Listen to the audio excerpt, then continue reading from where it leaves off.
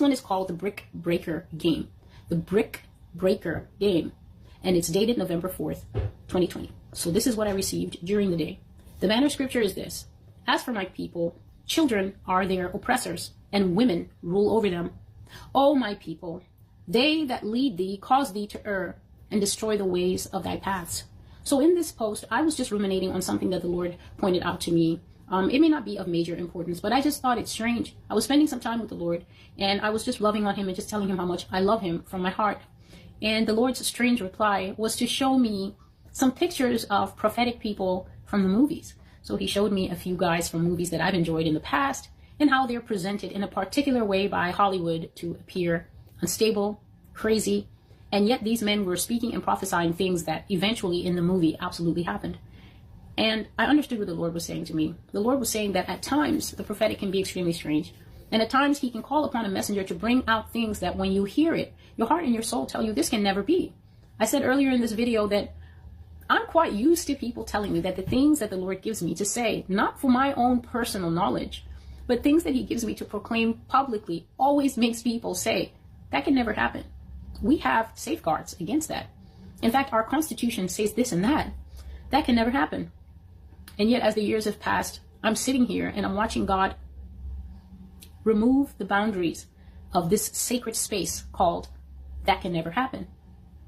I watch as things do happen and keep happening, and they will keep happening because God said that they will.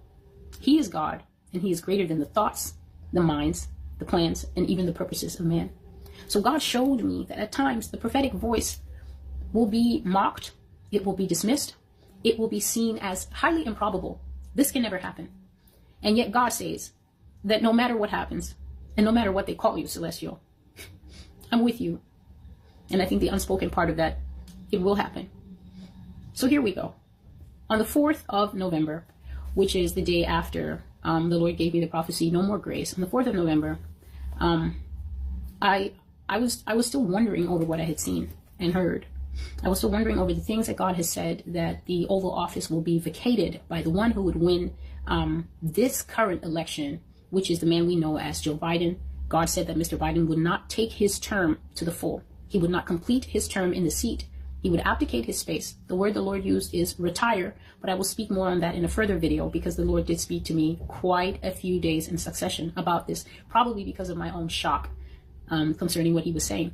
He said that the man called Joe Biden would be retired and that his VP, Kamala Harris, would take the seat.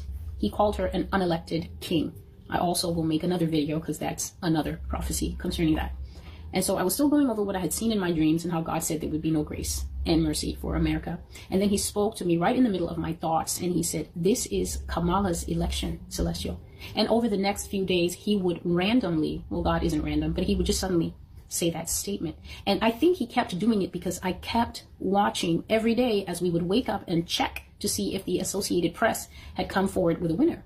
And there would be no winner. And it was so amazing. I was thinking, how long does it take to count votes? We went into a third and a fourth and a fifth and a sixth and a seventh and an eighth day. And as I was wondering, the Lord would always come and say to me, as if to say, you're watching the wrong two names. This is not a Biden-Trump thing. This is Kamala Harris's election. And he said to me that day on the 4th, she will be the next president of the United States.